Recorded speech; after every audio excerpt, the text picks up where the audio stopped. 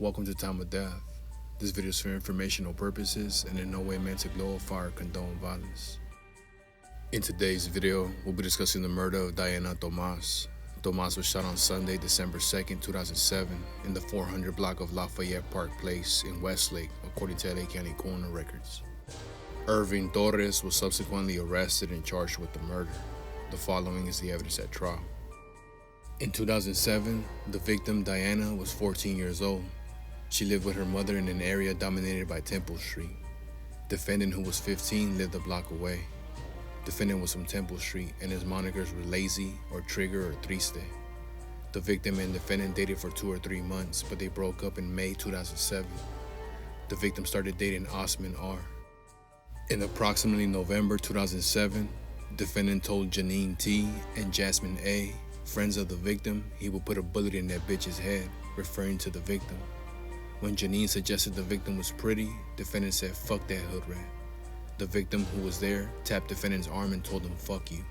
At some point in time, defendant said, "I want to fucking kill her," again referring to the victim.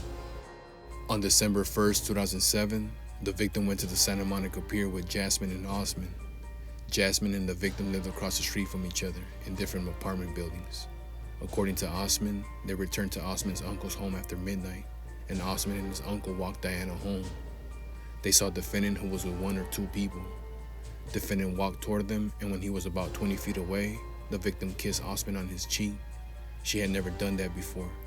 Defendant walked by and stared at them, like serious. The next day, December 2nd, 2007, the victim left her apartment at 1 p.m. after telling her mother she was going to McDonald's with friends. The victim went to Jasmine's apartment. While Jasmine showered, the victim and Jasmine's sister, Alexandra, waited on the outside front steps. Defendant came by and asked the victim if she wanted to take a walk.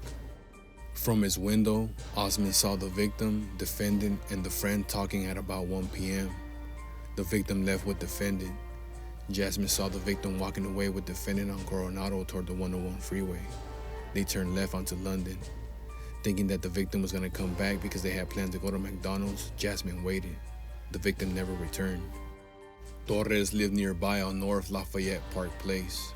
At about 2 p.m., a neighbor told Torres a body was in the alley. Torres went to the sidewalk alley, which was a walkway separated from the 101 freeway by a wall. Diana was on the ground face up. She had been shot in the right side of her forehead, but she was still breathing. There was stippling around the wound, indicating that she had been shot at close range, typically within 18 inches to 2 feet. The victim was taken to the hospital, but she was not identified until days later. She died on December 6, 2007. That evening, on December 2nd, 2007, Alexandra saw defendant at about 5 p.m. in clothes different than the ones he had been wearing earlier in the day. She asked where the victim was, and he said he had gave her money to go on the bus and she was never coming back. Jasmine also asked defendant where was the victim. He said he gave the victim $1 to go on the bus and he didn't know where she was. Smirking, defendant said she wasn't coming back. The next day, Jasmine again accused defendant of killing the victim. He laughed and said Jasmine shouldn't bother looking for the victim, that she wasn't going to come back. He gave her $1 to go on the bus. This didn't make sense to Jasmine because the victim had money, she didn't need defendant's money.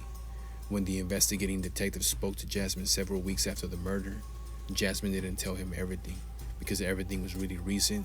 She lived in that neighborhood and was scared. Officer Ayon first met defendant in early 2007 when defendant was not yet a member of Temple Street and didn't have any tattoos. His moniker was Lazy, although at one point he used Baby Trigger. Based on a hypothetical model on the facts of this case, Officer Ayon testified that such a crime benefits the gang. It's important to note that there were also other members of Temple Street there with him. He was disrespected and he was obligated to answer to that disrespect. As an offer of proof, the prosecutor represented that the victim's body was in a walkway located 4 feet away from a fresh Temple Street tag, which the defendant was a new member of at the time the murder occurred.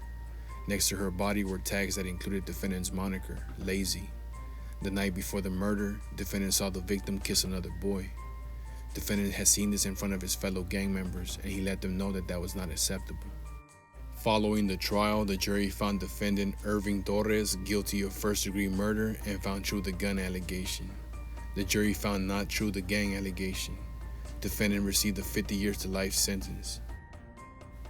Diana Tomas was 14 years old at the time of death.